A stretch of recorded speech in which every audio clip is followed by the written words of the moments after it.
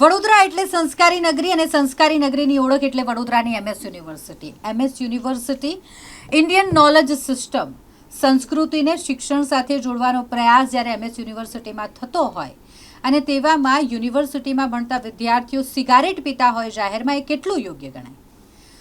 વિદ્યાર્થી નેતા નિખિલ સોલંકીને એવી જાણ થઈ કે આર્ટ્સ ફેકલ્ટીના પેઇન્ટિંગ વિભાગમાં કેટલાક વિદ્યાર્થીઓ જે સિગારેટ પી રહ્યા છે. એટલે વિદ્યાર્થી નેતા નિખિલ સોલંકી ત્યાં પહોંચ્યા અને આ દરમિયાન એક વિદ્યાર્થી કે જે સિગરેટ પી રહ્યો હતો તે ત્યાંથી ભાગી ગયો અને ત્યાં નજર પાડી તો ખબર પડી કે ત્યાં ઘણા બધા સિગરેટના બોક્સ પણ પડેલા છે. એને લઈને અત્યારે યુનિવર્સિટીમાં વિદ્યાર્થી નેતા નિખિલ સોલંકી અને ફેકલ્ટી ડીન વચ્ચે બોલાચાલીના પણ દ્રશ્યો સામે આવ્યા. યુનિવર્સિટી ઇન્ડિયન નોલેજ સિસ્ટમ અને ઇન્ડિયન સંસ્કૃતિ પર કાર્યક્રમ કરતી હોય તેમજ ઇન્ડિયન સંસ્કૃતિને એજ્યુકેશનમાં લાવવાની વાતો કરતી હોય ત્યારે આ પ્રકારે જાહેરમાં સ્મોકિંગ કરવું કેટલું યોગ્ય? મહારાજા સયાજીરાવ યુનિવર્સિટીની ફાઇન આર્ટ્સ ફેકલ્ટીના પેઇન્ટિંગ વિભાગમાં કેટલાક વિદ્યાર્થીઓ સ્મોકિંગ કરતા હોય તેવી માહિતી મળતા નિખિલ સોલંકી દ્વારા ફેકલ્ટીમાં તપાસ કરવામાં આવી. ત્યારે એક યુવાન જાહેરમાં સિગરેટ પીતો હતો અને નિખિલ સોલંકીને જોઈને ત્યાંથી 1-2-3 થઈ ગયો. પરંતુ જ્યારે નિખિલ સોલંકી દ્વારા જે જગ્યા પર તે સિગરેટ પીતો હતો તે જગ્યા પર તપાસ કરવામાં આવી તો ત્યાં સિગરેટના ખોખા મળી આવ્યા. ત્યાં તેની જાણ ફેકલ્ટીના ડીન અંબિકા પટેલને ફોન કરીને કરી.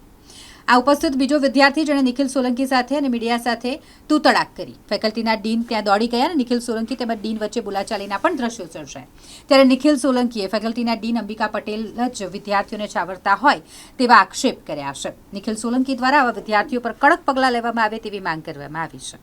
હવે જોવું એ રહ્યું કે મહારાજા સયાજીરાવ યુનિવર્સિટીના in-charge vice chancellor Dhanesh Patel આ મામલે શું કાર્યવાહી કરે છે. હા, આજે આપણે ઊભા છે એમએસ યુનિવર્સિટીની ફાઇન આર્ટ્સ ફેકલ્ટી ખાતે, જ્યાં આજે થેલેસેમિયાનો રિપોર્ટ ચાલતો હતો. એવા સમયે એક વિદ્યાર્થી જાહેરમાં સિગરેટ પીતા નજરે ચડ્યો હતો. એક બાજુ યુનિવર્સિટી ઇન્ડિયન નોલેજ સિસ્ટમ અને ઇન્ડિયન સંસ્કૃતિ ઉપર કાર્યક્રમો કરતી હોય, એજ્યુકેશનની અંદર ઇન્ડિયન સંસ્કૃતિને લાવવાની કોશિશ કરતી હોય, એવા સમયે આ ફેકલ્ટીની અંદર જાહેરમાં સિગરેટ પીવી એ કઈ અંશે યોગ્ય છે. તો અમે એને જાણ કરી તો એ સિગરેટ બુઝાઈને અંદર જતો રહ્યો. પરંતુ એના જે ફ્રેન્ડ હતા એ જાહેરમાં આવીને જેવું તેવું બોલતા હતા, મીડિયા કર્મીઓને જેવું તેવું બોલ્યા અને આ મારી પ્રિમાઇસીસ છે, તમે અહીંયાથી નીકળી જાઓ. એટલે શું એમએસ યુનિવર્સિટી આ પ્રિમાઇસીસ એ સ્ટુડન્ટને લખી આપી છે? એ એક બહુ મોટો પ્રશ્ન છે. અને બીજું વાત કરીએ તો સિક્યુરિટીની, તો કે જાહેરમાં વિદ્યાર્થીઓ સિગરેટ પીવે છે તો સિક્યુરિટી શું ધ્યાન આપે છે?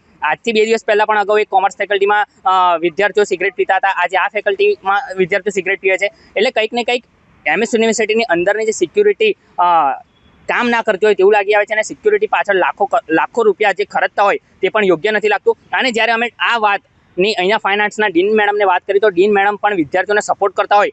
આજે તો અમને એવું લાગ્યું કે જ્યારે ડીન મેડમ જ વિદ્યાર્થીઓને પરમિશન આપતી હોય કે તમે અહીંયા આવીને સિગરેટ પીવો, સિગરેટના બોક્સો રાખો. અમે એક વિડીયોમાં બતાવ્યું છે કે એમની ઉપર ટેબલની ઉપર સિગરેટ હતું, સિગરેટના બોક્સો મૂકેલા છે. એટલે કંઈક ને કંઈક આ એમએસ યુનિવર્સિટીની છબીને ખરડાવવાનો જે કારસો આ વિદ્યાર્થીઓ દ્વારા થતો હોય તો જલ્દીથી જલ્દી બંધ કરવું જોઈએ. અને સિક્યુરિટી અહીંયા એવી રાખવી જોઈએ કે કોઈ વિદ્યાર્થી જાહેરમાં શું એમએસ યુનિવર્સિટીની અંદર સિગરેટ લાવતા પણ 10 વખત વિચાર કરે.